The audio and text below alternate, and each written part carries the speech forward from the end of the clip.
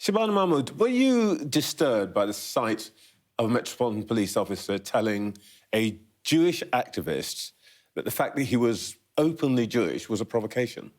I think it was a deeply concerning incident. I watched that footage and was really worried about what was said. I think it's right that an apology has been made. I think actually two apologies have been made. Yeah, they made an apology, then they apologised for the first apology. Yes, I think they've not covered themselves in glory about the way that they've handled this incident. It is deeply concerning. People need to be able to go about their ordinary business on the streets of our country without being told that there are places they can't go because of who they are. I think that we can all accept that the officer in question spoke in a way that's not acceptable, and it is concerning. It does have a cost on community confidence, I think, about the way in which our laws are applied by the police and the way that the police handle themselves. So I think it is right that an apology has been made, and I think that the Met should take all steps to ensure that every community has confidence in their officers whilst they're policing these protests, which are also, legitimate protests because we have a right to protest in this country, but it's obviously causing some tension for the police in how they do their job. So I think they've got to maintain community confidence from everyone. One of the steps that the person concerned, Gideon Falter, from the Campaign Against Antisemitism wants taken is for the Commissioner of Metropolitan Police to resign, because he thinks that's the policing of these demonstrations over the last 6 months has really been inadequate. Well, look, I can understand the strength of feeling, and as I say, that footage was very, very concerning, and I can understand where Mr Falter is coming from, but I don't think that the resignation of the Met Commissioner is the way forward. I think the police should take all steps to maintain community confidence from all communities in the way that they're going about their business on the streets of London and elsewhere. They've got to make sure that they police the protests in line with the laws of our land and enforce the laws of our land. They've got to do their job properly, and they've got to have the confidence of every community. OK. Last week, your colleague Yvette Cooper was here, and I asked her whether Keir Starmer had read the advice that Angela Rayner says shows that she's done nothing wrong. Prime Minister raised the same point on Wednesday. Is Keir Starmer still in the dark on the detail of this advice? Has he read it yet? Well, look, there's a police investigation now. The police have reopened their investigation. Yeah, that doesn't stop him reading the advice that Angela Rayner's talked about. The legal advice that Angela Rayner's got is between her legal advisors, and now the appropriate authority that is investigating this matter. So the police are investigating. There will be a full police investigation. She will cooperate with that investigation and answer any questions that the police and indeed any other authority like HMRC or others have. So she's cooperating fully. I don't think it's appropriate for other people to look at the advice that she's received. But I'm not asking about that. Look, Sir Keir frequently reminds us that he's a lawyer, and I know, actually, from personal experience, that he's a good one. But he's insisting that he knows that his deputy has done nothing wrong.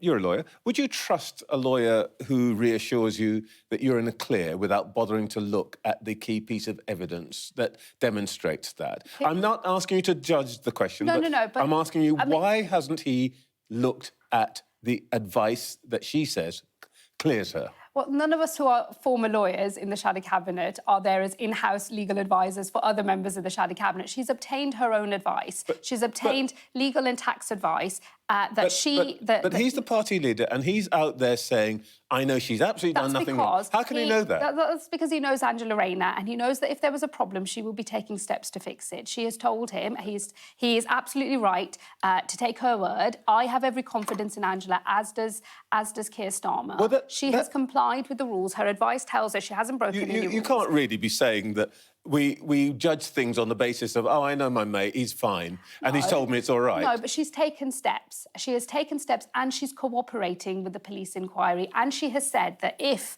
a breach of electoral law has been found, she will step down. So I think it's as serious as it gets in terms of how Angela is taking this, and she has cooperated throughout. And I think that if her advice had shown her that a mistake had been made inadvertently, I think she would have put that right.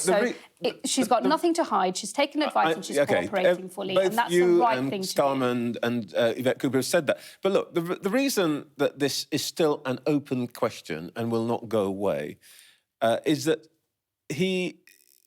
Well, let me ask you this. Is the real reason that he won't ask to see the advice is that actually because he's a good lawyer and because he values his own integrity, he's afraid to read it because he might then no longer be able to say that he is sure that Angela Rayner's done nothing wrong? No, I think that's forgive me, Trevor, that's complete rubbish. That her private information about her living arrangements doesn't just impact on Angela. It's about her family. It's not private. It's about her family, who are privite individuals, and I think there are things that are appropriate to be scrutinised by your colleagues. She's never waited 5 seconds to get after Tories about their private. When Tories have broken the rules of conduct on when Tories have broken the rules. No. When Tories, I won't accept that this is one of those plague on all your houses situations, right? I'm not saying that. We've just discovered that the Tories have been sitting on very serious breaches by one of their own MPs for months, and it's only just come out. And they haven't even taken any action. They waited for the MP involved to voluntarily, lose the whip. All I'm saying is that Angela is cooperating fully with the police inquiry. She will answer all and any questions that are asked of her in that investigation, and that is the right way forward. OK, let me just ask you about another aspect of this. And this is, you may not have felt this at all, but did you feel any discomfort at Keir Starmer saying that Angela Rayner's being smeared for being a working-class woman? And I'm sure he did not mean it in this way, but others who've spoken about her and said the same thing talk as though they don't expect a working-class woman to be able to manage her affairs, financial, property, competently. It's a bit patronising, isn't it?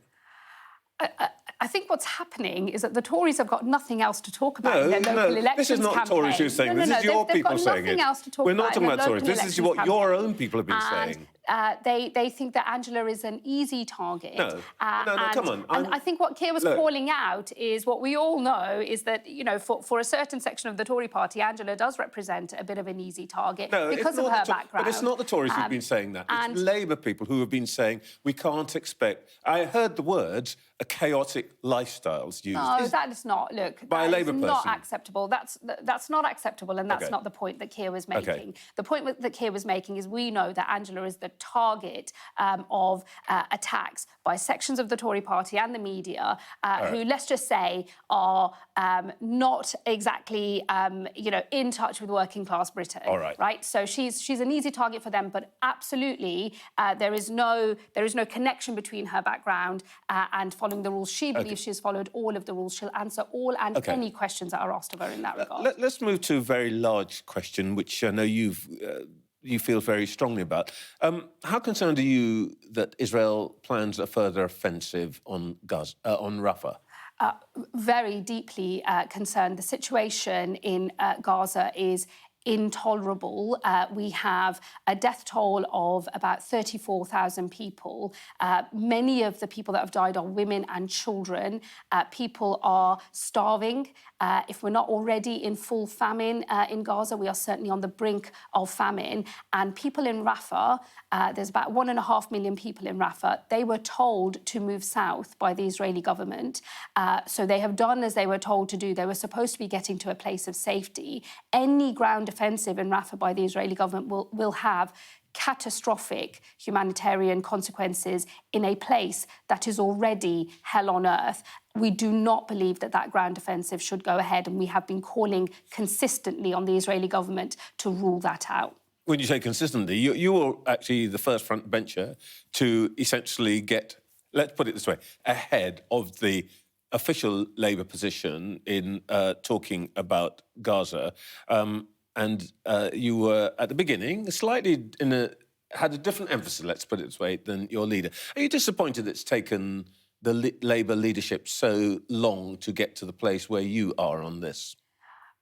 Well, look, we've always said from the start of the conflict that our position would evolve as the conflict evolves. And there were hopes at the start of the conflict about the conduct of the war by the Israeli government and what could be achieved in terms of getting a stop to the fighting when we go back to the early days in October. But I think, obviously, as the war has unfolded, we have seen an an intolerable death toll in Gaza and a situation that is hell on earth. So it has to stop. He started with 100% support for Israel, and you were at odds. Did you ever think that at some point, if they didn't, if the Labour leadership hadn't moved in the way it did, that you might have to leave the front bench, you might have to resign? Look, I think when people are dead in these numbers and when they are dying and they are starving, talking about personal career no, but it's a matter of principle. I understand what you're saying, but it feels to me personally, I'm engaging with your question, but it does feel morally compromising for me to talk about my own, my own career and what may or may not happen. All I will say is that how you respond to conflict really matters, and my own response, that of my party, all of these things have weighed heavily on me, on my colleagues, as they rightly should. These are the most serious matters that politicians ever have to deal with, and you have to engage with that, and sometimes you have robust conversations. I'm a serving member of the Shadow Cabinet. Every room I sit in, though, I will advocate for the people I represent, and this is a cause, the Palestinian cause, I believe is a just cause, and it is a cause that I've been a lifelong supporter of. Let's just talk a bit lastly about your shadow cabinet position. You said today that you plan to crack down on antisocial behaviour. You're implying that you're going to punish more offenders and so on. Let me show you something. Here is the official projection from the Ministry of Justice on prisoner numbers over the next 5 years. And when it comes up, you'll see that their central projection is that by 2028, there'll be 106,000. Top projection could be as many as 115,000. Mm-hmm. We've got capacity for 90,000. If you're going to crack down, where are you going to put all these bad guys? Oh, well, part of our plans, and let's be in no doubt about the scale of antisocial behaviour in our country, over 20 million people in this country have either experienced or witnessed antisocial behaviour in the last year. That is about a third of our entire nation. That's a huge number. So we have a big problem with antisocial behaviour, and we have to deal with it so that we can reclaim our high streets, so that women can feel safe at night when they're going home, and so that families can feel like parts of their local community aren't shut off to them because of drugs and public drinking and so on. So we have to deal with it. But your plan depends on putting people behind bars. Let me deal with that. And we haven't got any bars. No, let me deal with that, because actually our plans are broad. So actually our first plan is to invest in neighbourhood policing, have 13,000 extra police officers in our neighbourhoods that will have a deterrent effect on antisocial behaviour, and it will mean that those issues can be dealt locally at source as quickly as possible. We will also bring in new respect orders that will ban people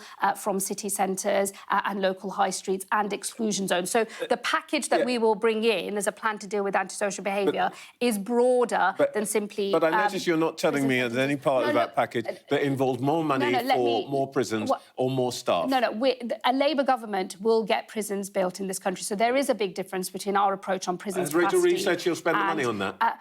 Well, actually, the money is there in the Ministry of Justice budget already. It's just that the Tory government has completely failed to actually get the prison spaces built that we need in this country. They had a target themselves. It was 20,000 places by about next year. They failed on that target. Where the government has failed, we will deliver.